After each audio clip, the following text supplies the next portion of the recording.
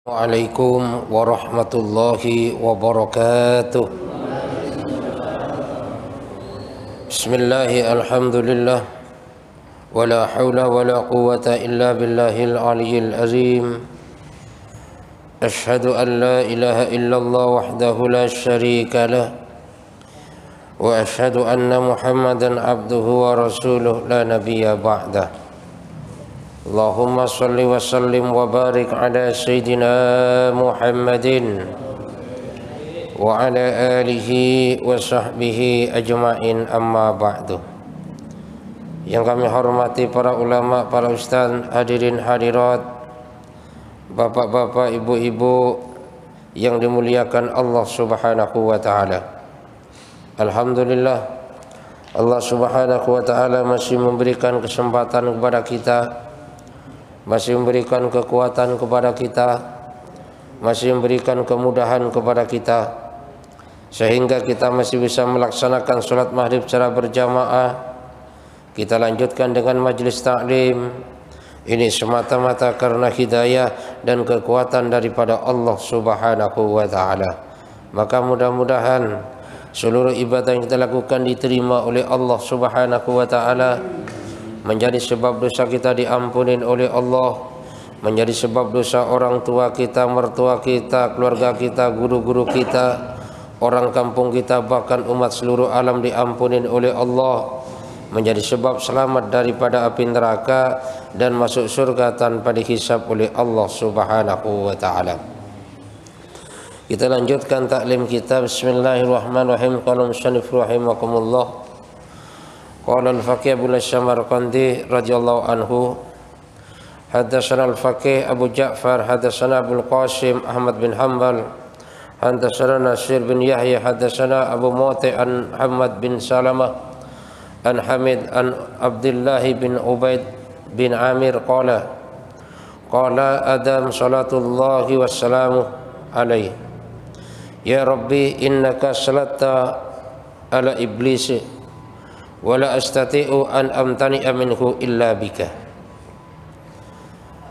Diceritakan daripada Abu Samarqandi bahwasanya suatu ketika Nabi Adam alaihissalam ini bermunajat kepada Allah Subhanahu wa ta'ala tentang masalah keadaannya. Apa munajat Nabi Adam? Ya Allah, sesungguhnya kau telah memenangkan iblis atas diriku, dan kami tidak mampu untuk mencegah daripada godaan iblis kecuali dengan pertolonganmu. Ini merupakan munajat keluar Nabi Adam alaihissalam kepada Allah Subhanahu wa ta'ala tentang masalah godaan daripada yang namanya iblis. Karena iblis itu Pak, itu awalnya adalah raja jin yang dimana sangat ahli ibadah dan sudah kenal banget kepada Allah. Bukan malaikat, tapi ketaatannya, ibadahnya kepada Allah ini sudah setingkat malaikat, dimana nama aslinya adalah Azazil. Lah kenapa yang akhirnya bisa berubah menjadi iblis? Yang jelas karena telah menolak perintah Allah Subhanahu wa ta'ala yang berupa sujud kepada Nabi Adam. Makanya di saat Allah Subhanahu wa ta'ala menciptakan Nabi Adam, semua makhluk diperintahkan untuk sujud kepada Allah Subhanahu wa ta'ala, dan semua makhluk sujud illa iblis aba wastakbara wa kana minal kafirin, kecuali yang tidak mau sujud adalah iblis. Dia menentang Allah dengan sombongnya. Saat ditanya oleh Allah Subhanahu wa ta'ala, wahai iblis, kenapa kamu tidak mau sujud kepada Adam? Jawabannya apa? Jawabannya bahwasanya kau ciptakan saya dari api, sedangkan Adam dari tanah.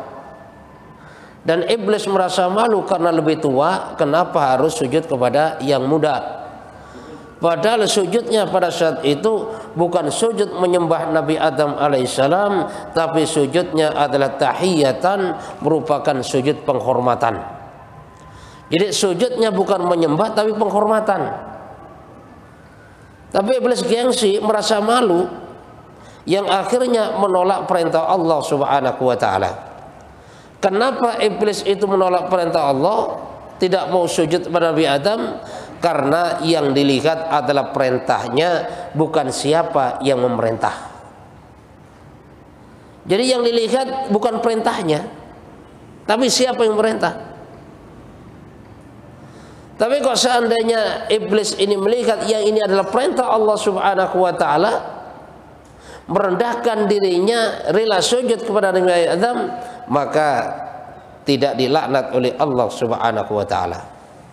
Ya, maka karena kesombongan daripada iblis ini, yang akhirnya rela dikeluarkan dari surga, rela dikutuk, yang suatu saat iblis ini akan menjadi penghuni daripada nerakanya Allah Subhanahu wa taala.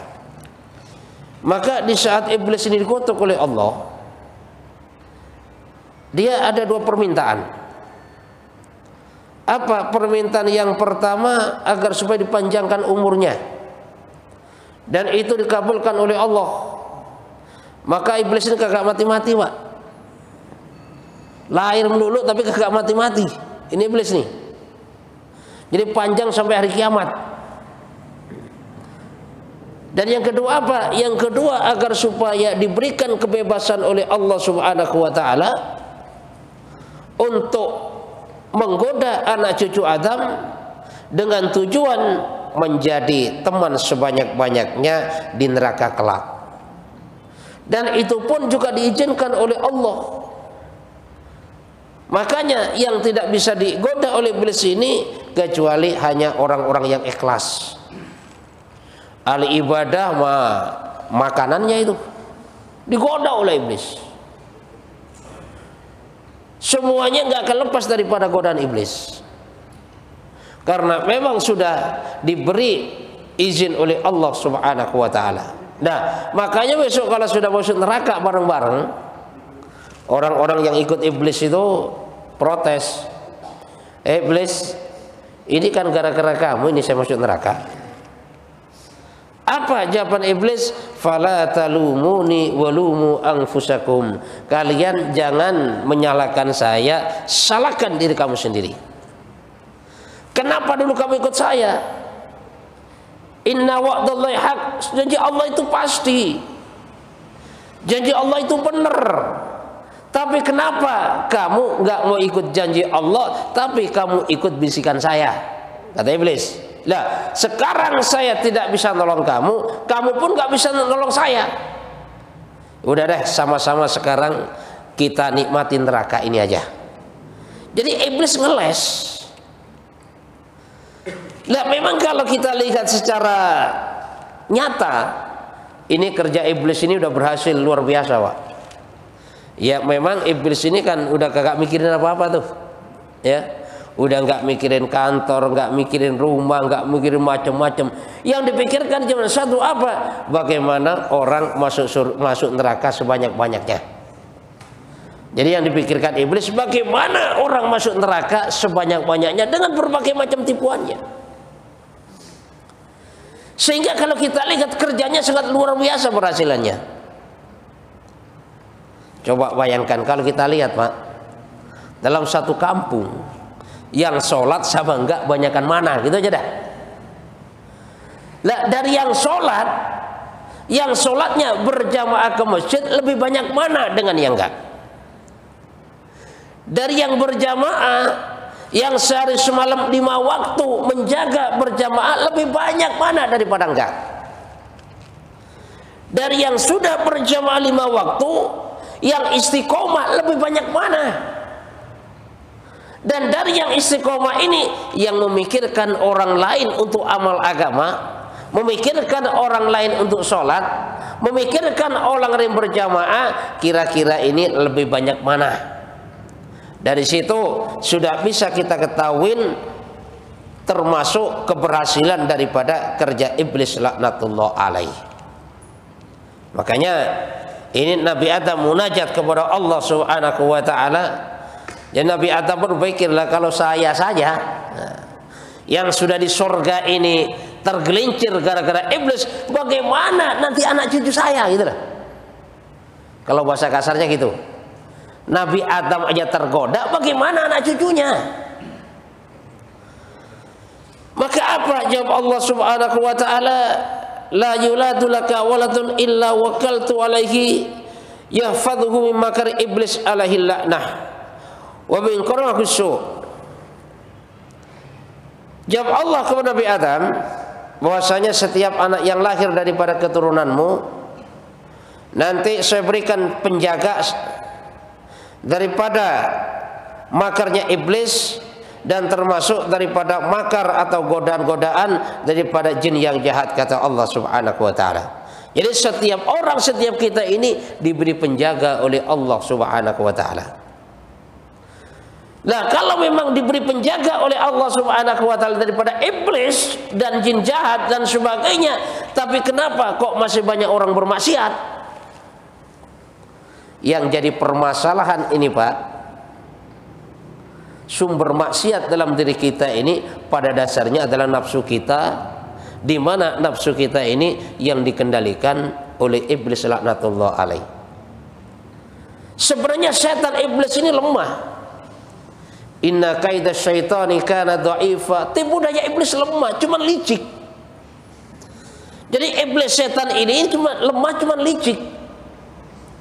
Lah karena lemah tapi licik, punya pikiran licik, maka yang digunakan apa? Yang digunakan kerjasama dengan yang kuat apa? Yang kuat nafsu. Jadi nafsu manusia inilah yang digoda, ya, yang dipakai oleh iblis untuk menggelincirkan daripada yang namanya manusia. Sehingga kalau nafsu manusia ini sudah diperalat oleh iblis, orang pintar, Pak, jadi bodoh. Kan? Jadi manusia yang sudah nafsunya diperalat oleh iblis mengikuti nafsunya, maka orang pintar jadi bodoh. Contoh sederhana gini, lagi puasa nih, yang namanya lagi puasa ini kan ngancam, semuanya mau dimakan. Makanya jalan-jalan nih ya, lihat gorengan, dibeli itu gorengan dengan harapan apa? Dihabisin semuanya. Ada kolak, dibeli kolak. Ada martabak, dibeli martabak. Singkong keju, dibeli. Bahkan setiap makanan yang dia lihat, dia beli. Dengan harapan apa? Ngancam nanti semuanya akan saya habisin. Itu maunya nafsu. Cuma di saat adzan berkumandang, teh satu gelas masuk ke perutnya, singkong goreng satu, udah tepar kadang-kadang, Pak. Mau makan lagi udah kagak kuat, apalagi udah tua. Orang tua itu kan makannya kagak banyak. Orang tua itu kekuatan makannya udah lemah. Yang kuat apa? Yang kuat nafsunya. Sehingga karena mengikuti nafsu tadi, martabak mubazir, kolak mubazir, semuanya mubazir. Dan mubazir itu merupakan teman daripada yang namanya setan. Ya. Jadi setan ini, iblis ini menggunakan nafsu untuk menggoda manusia sehingga manusia ini banyak tergelincir. Ya. Makanya disinilah termasuk risau Nabi Adam alaihissalam. Dan kemudian Nabi Adam alaihissalam masih minta kepada Allah, ya Rabbi zidni, tambahkan lagi ya Rabb. Qala al-hasanatu bi asyri amsalha wa aziduha. Ditambah lagi oleh Allah Subhanahu wa taala. Apa? Kata Allah, nanti anak cucumu berbuat satu kebaikan, saya lipat gandakan menjadi 10 kebaikan, dan saya tambah lagi itu. Itu jawab Allah. Jadi kalau anak cucumu tadi berbuat satu kebaikan, akan saya tambah, akan saya lipatkan menjadi 10 kebaikan, dan saya tambah lagi, wahai Adam. Ini saking risaunya Nabi Adam kepada anak cucunya, Pak. Termasuk kita dirisaukan, yaitu tadi, Kalau saya di surga aja tergelincir, gimana anak cucu saya? Lalu bagaimana? Wassayi'atu wa biwahidatin wa amhuha. Dan sedangkan kalau anak cucumu nanti berbuat daripada keburukan, berbuat daripada dosa, satu dosa itu nggak dilipatkan. Bahkan ada kemungkinan dosa yang diperbuat oleh anak cucumu itu nanti dosa itu pun akan terhapus. Ini jawaban Allah Subhanahu wa taala kepada Nabi Adam alaihissalam. Qala ya Rabbi zidni. Nabi Adam masih belum puas. Kata Nabi Adam, zidni, tambahkan lagi ya Allah. Apa jawab Allah? At-taubatu maqbulatun ma damatir ruhu fil jasad. Taubat akan diterima selagi roh masih di jasad. Ini tambahan lagi daripada Allah Subhanahu wa taala atas permintaan Nabi Adam alaihissalam. Lalu apa Nabi Adam masih puas dengan seperti itu? Tidak. Masih ada permintaan lagi, ya Rabbi zidni, tambah lagi ya Allah. Qala qul ya ibadiyalladzina asrafu ala anfusihim la taqnatu min rahmatillah innallaha yaghfiruz dzunuba jami'an innahu wal ghafurur rahim. Maka Allah Subhanahu wa taala sampaikan kepada Nabi Adam, wahai hambaku, ya, disampaikan bahwasanya hamba-hamba Allah yang melampaui batas dalam hidupnya. Melampaui batas ini perbuatannya ini di luar batas.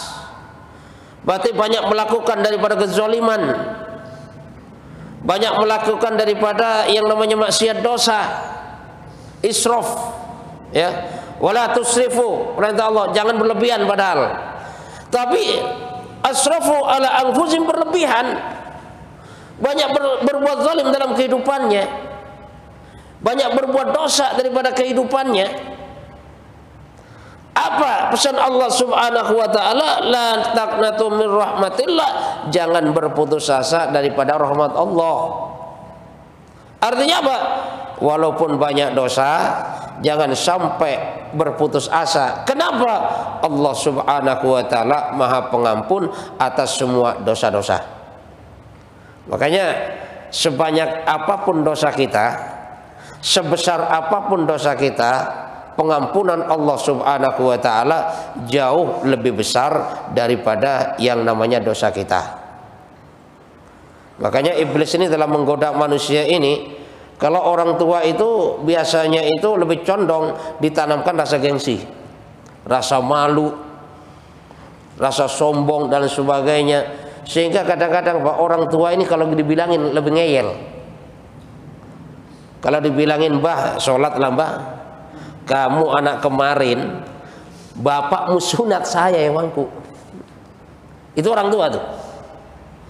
Jadi biasanya kalau dikasih tahu walaupun salah, dia tetap aja nggak mau terima.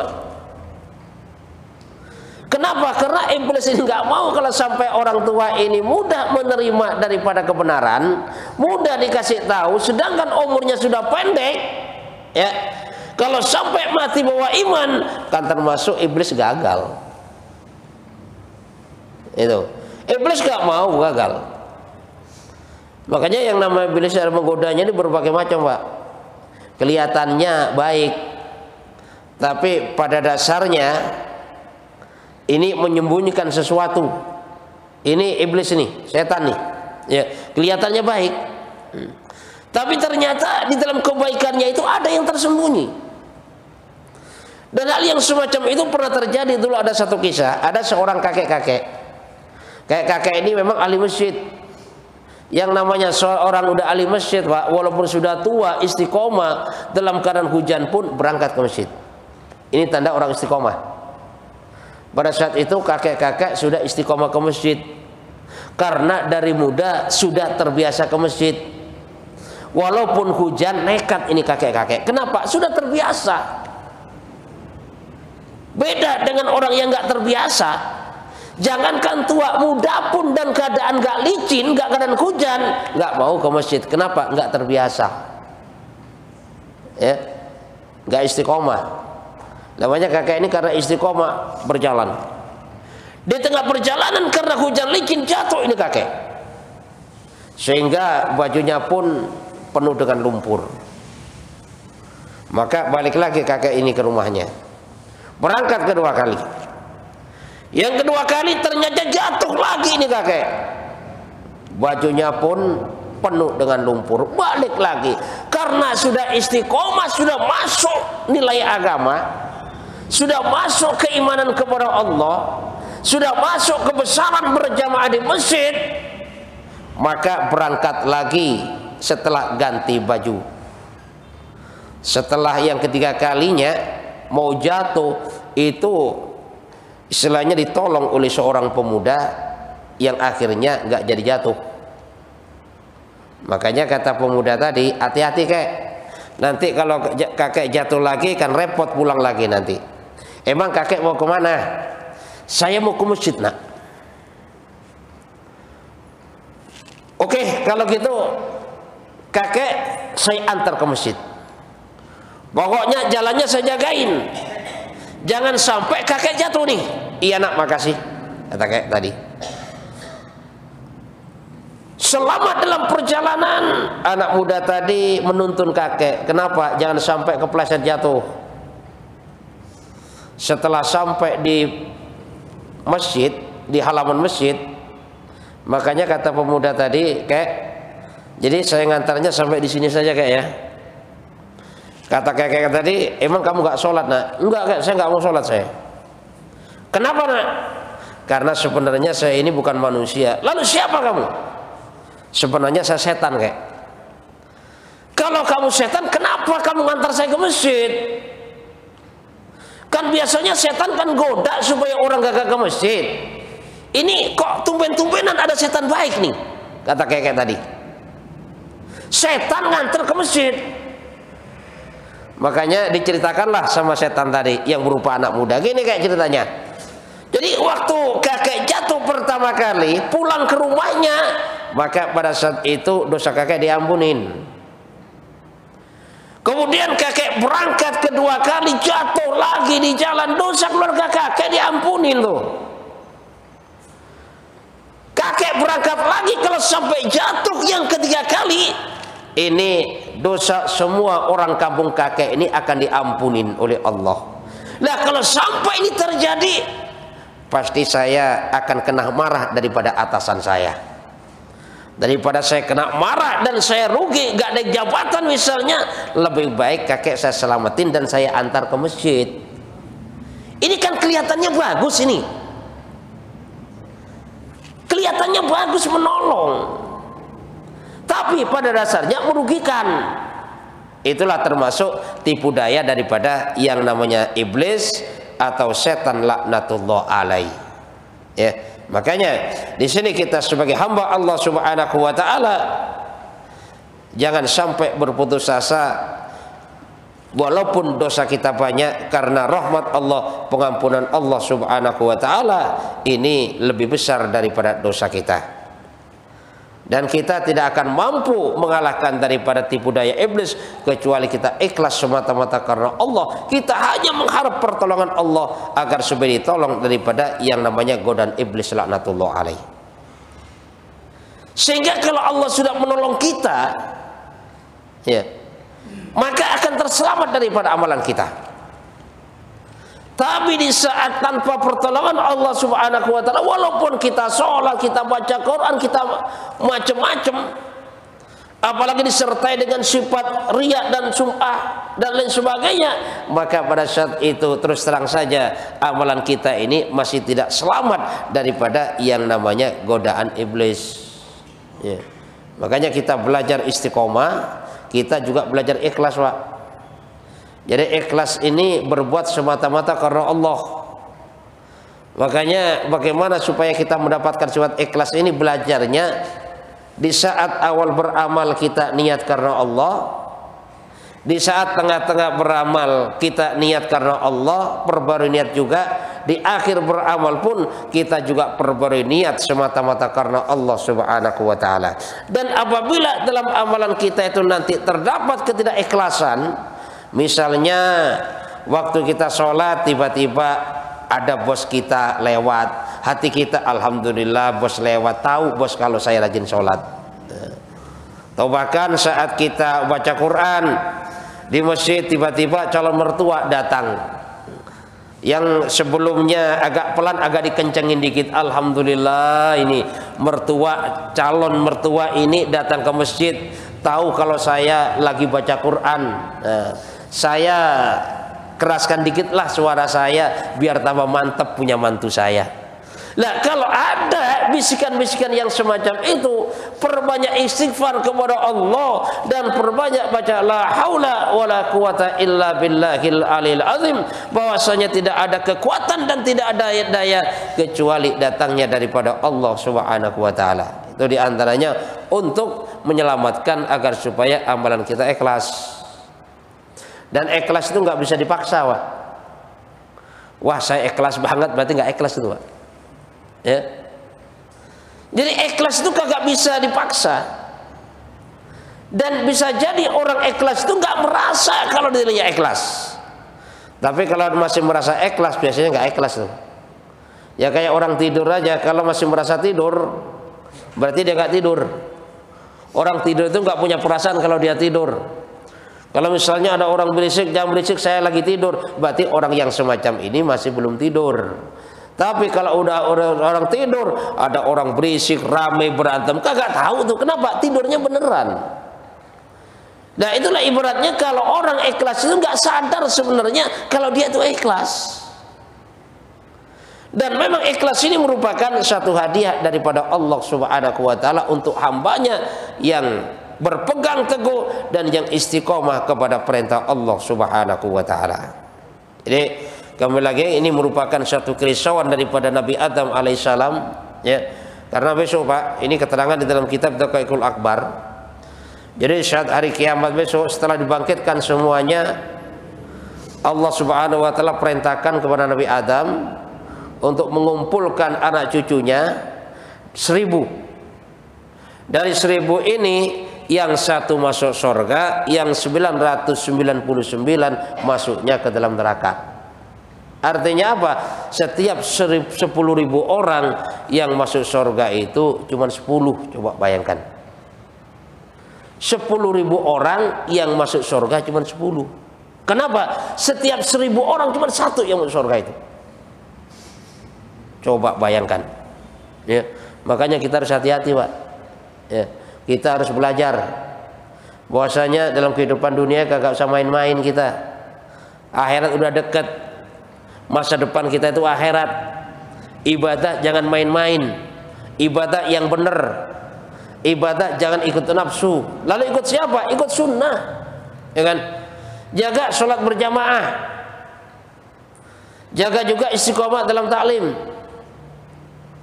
Makanya taklim ini berat, Pak. Ke masjid itu berat, duduk majelis taklim ini lebih berat. Kenapa? Setannya itu gede masalahnya. Nah, makanya kita bersyukur kepada Allah, kita sudah diberi kekuatan melaksanakan sholat maghrib berjamaah di masjid. Kemudian diberikan oleh Allah kekuatan duduk majelis taklim sampai isya. Ini merupakan satu nikmat besar dari Allah yang harus kita syukurin. Nah, makanya yang sudah biasa duduk majelis taklim, ya, kok tiba-tiba dia pulang di rumah juga ngapain, kagak apa-ngapain. Paling juga ngomong cucu kadang-kadang kan. Atau bahkan lihat TV yang perempuan-perempuan yang cantik-cantik misalnya kan, ya buka aurat kan. Lah kalau terjadi seperti itu harus ingat, Pak, banyak istighfar kepada Allah. Ya Allah, biasanya saya bisa duduk majelis taklim, tapi kenapa saya sekarang kok jadi tergoda pulang nggak di masjid? Istighfar kepada Allah. Jadi dengan kita istighfar kepada Allah Subhanahu wa taala, nanti di situ Allah Subhanahu wa taala akan berikan petunjuk kepada kita, kekuatan kepada kita, kemantapan hati kepada kita untuk istiqomah di jalan Allah Subhanahu wa taala. Kan? Karena dunia ini sementara, akhirat selamanya. Kita kejar dunia, suatu saat pasti kita tinggalkan. Masa depan kita adalah akhirat. Yang namanya dunia ini keperluannya sudah Allah jamin, ini keperluan dunia. Yang belum ada jaminan itu akhirat. Makanya di tengah-tengah kesibukan kita, di tengah-tengah profesi kita sebagai apa profesi kita, silakan boleh. Cuman yang utama kita jaga perintah Allah, kita jaga ibadah kepada Allah, dan ini semuanya demi keselamatan kita dari dunia sampai akhiratnya Allah Subhanahu wa taala. Ini bagi yang ingin selamat. Ya. Kecuali kalau saya mah gak ingin selamat, gak apa-apa dah. Ya. Jadi bagi yang ingin selamat, jaga perintah Allah dah. Kalau nggak ingin selamat, nggak usah dijaga perintah Allah, udah. Hidup terserah semuanya saja. Ikutin nafsu, maksiat gede-gedein. Toh akhirnya suatu saat nanti akan datang suatu masanya dipanggil oleh Allah Subhanahu wa taala. Karena yang namanya kehidupan nyawa ini, Pak, ini ibarat batu es. Balok es gede ditaruh pinggir jalan habis, ditaruh di baskom habis juga. Tapi kalau ditaruh di pinggir jalan itu habisnya mubazir, kagak ada manfaatnya, habis juga tuh. Tapi di saat ditaruh di baskom habis juga, cuman habisnya bisa dimanfaatin. Artinya apa? Misalnya taruh di baskom, kita pingin minum seger-seger, tinggal ngasih aja sirup, itu kan manfaat. Kalau ditaruh di baskom sama-sama habis. Artinya apa? Kita rajin ibadah, umur kita juga habis. Kita tidak ahli ibadah, kita ahli maksiat, umur kita pun juga habis. Cuman kalau kita ahli maksiat, umur kita habisnya dalam kemarahan Allah. Tetapi kalau kita ahli ibadah, umur kita habis di dalam ridha Allah Subhanahu wa taala. Itulah yang kita harapin, Pak. Ya. Makanya kita harus jaga. Di samping kita ibadah, harus ngajak orang lain juga ibadah. Jadi ibadah jangan sendirian. Ngajak orang lain ibadah. Ngajak keluarga kita ibadah. Anak kita diajak ibadah. Jangan sampai anak kita cuma kita empanin duit banyak, istri kita cuma kita empanin aja duit banyak, tapi kita tidak peduli bagaimana ibadahnya, bagaimana agamanya. Karena kalau sampai terjadi yang semacam itu, termasuk kita orang-orang yang berkhianat kepada Allah Subhanahu wa taala, besok akan bertanggung jawab di hadapan Allah Subhanahu wa taala. Mudah-mudahan Allah Subhanahu wa taala berikan kepahaman kepada kita, sehingga apa yang sama-sama kita bicarakan, apa yang sama-sama kita dengarkan, kita niat amal dan menyampaikan kepada saudara-saudara kita yang lainnya. Subhanakallahumma bihamdika asyhadu an la ilaha illa anta astaghfiruka wa atubu ilaik. Wassalamualaikum warahmatullahi wabarakatuh.